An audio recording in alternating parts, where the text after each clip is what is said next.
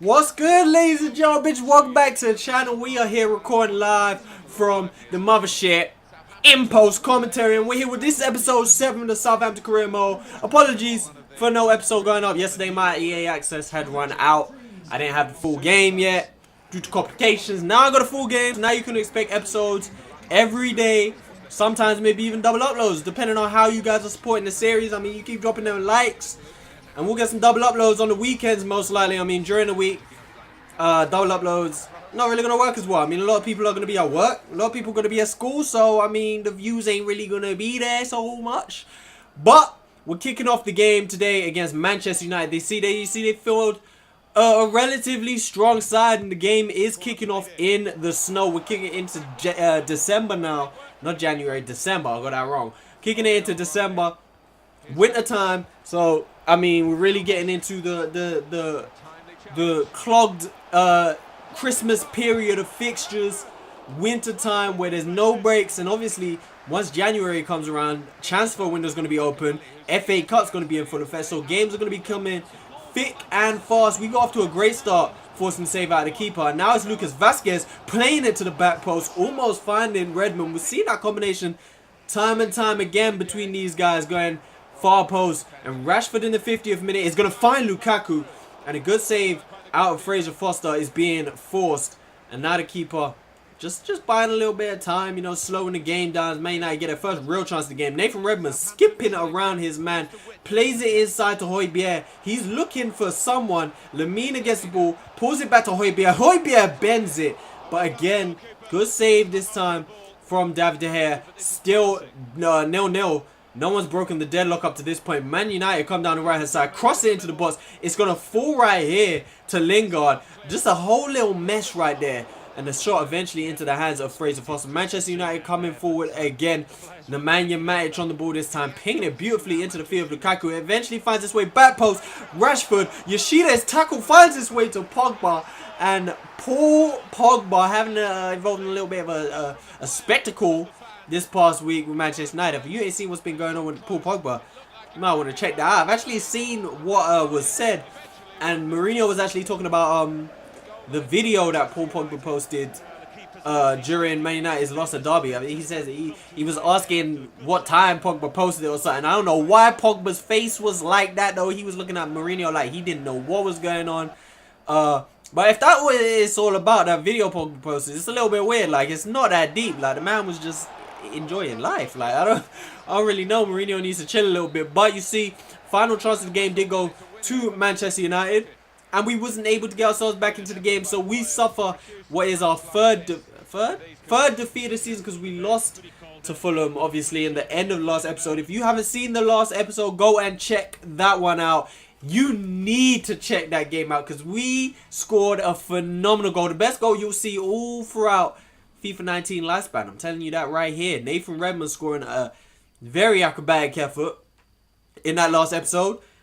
And now in this one, we're suffering another defeat. So that's our third defeat. Obviously losing to Crystal Palace, our first defeat. And then Fulham in the last episode. Manchester United now. And that was, as you see, our first defeat at home of the entire season. Nathan Redmond picking up the player of the month. It says for December, but I think that's a little bit of a mistake. It's actually the November player of the month being picked up for Nathan Redmond. Now we're coming in to our next game, trying to bounce straight back. We're playing against Cardiff City, traveling over to Wales. You see they are the lowest scoring team in the league, so I mean, not too many worries to be had about being outscored. If we could do what we do, of course, we're one of the highest scoring teams in the league. If we could do what we can do, then we ain't really gonna worry about Cardiff being able to keep up with us, being the lowest scoring team in the league, of course. This is how we line up. A different lineup this time as Almiron gets his first start for Southampton. We go with a regular 4-2-3-1, usually playing a 4-3-3. I thought this time switch it up a little bit. Might be able to get more players forward with this 4-2-3-1. And it actually almost pays off as Almiron gets in behind and pulls it across to the box. And Nathan Redmond really has to be finding the back of the net right there, but it comes off the post. Manolo Gabbiadini now holding on to the ball a little bit. Almiron plays it back to Lemina, and he's going to play a defense-splitting pass. And Lucas Vazquez finally gets his name back on the score sheet. We did mention in the last episode, it's been a while.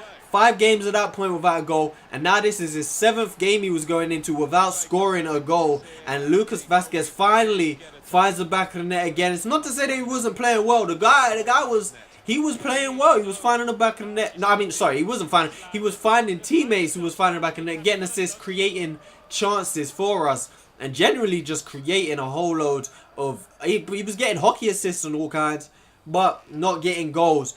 Finally breaking that duck right there, finding the back of the net. Højbjerg again at the heart of our attacks, playing it to his left, who finds Nathan Redmond, who tries to smash it across the face of the goal, but not really finding the corner enough. And it's not Etheridge in goal for Cardiff, but whoever is in goal, I didn't really check. Done well. Camarasa coming forward for Cardiff, getting the first chance created for them. And I'm finding it. I need to open a goddamn window. I'm finding it. It's almost summer again today. Like, the weather has hit me weird. Lucas Vazquez doing well, dribbling the ball, playing out wide to Jan Veleny, who pulls it into the middle. 2 of the new players coming into the team for this game, combining, and Almiron, what a way that would have been to score your first goal for the club. Almiron's still looking to open his account for Southampton, and I didn't even really mention, I don't know if you guys will have noticed, but we did drop Cedric Suarez, who had not been playing well. In my opinion, at least, the game sort of thought he'd been playing well because they gave him the shortlist, put him in the shortlist for Player of the Month a couple times. I didn't feel like he'd been playing too well, so I decided to drop him. Jan Veleny, we decided to see how he would play. He's still very low rated, very young. He's still got time ahead of him.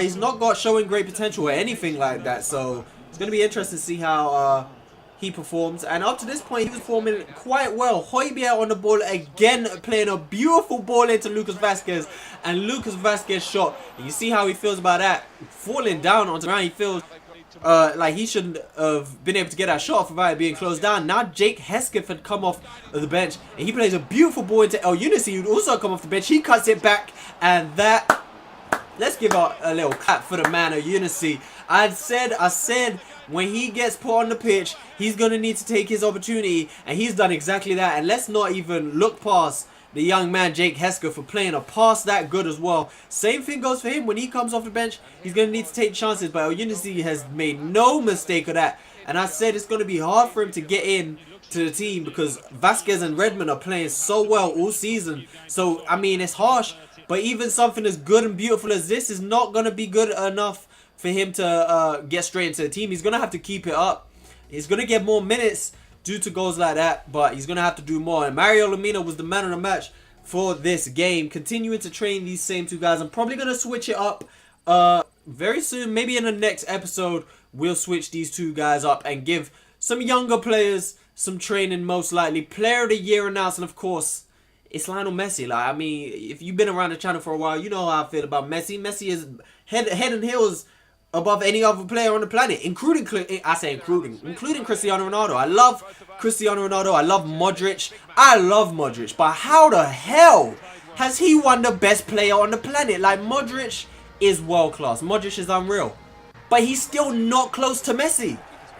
Like, I don't want to go into it too deep, but I'm not a fan of the whole, oh well, Modric got to the World Cup final. No, Modric didn't get to the World Cup final. Croatia got to the World Cup final. It's a team sport. It's not an individual sport.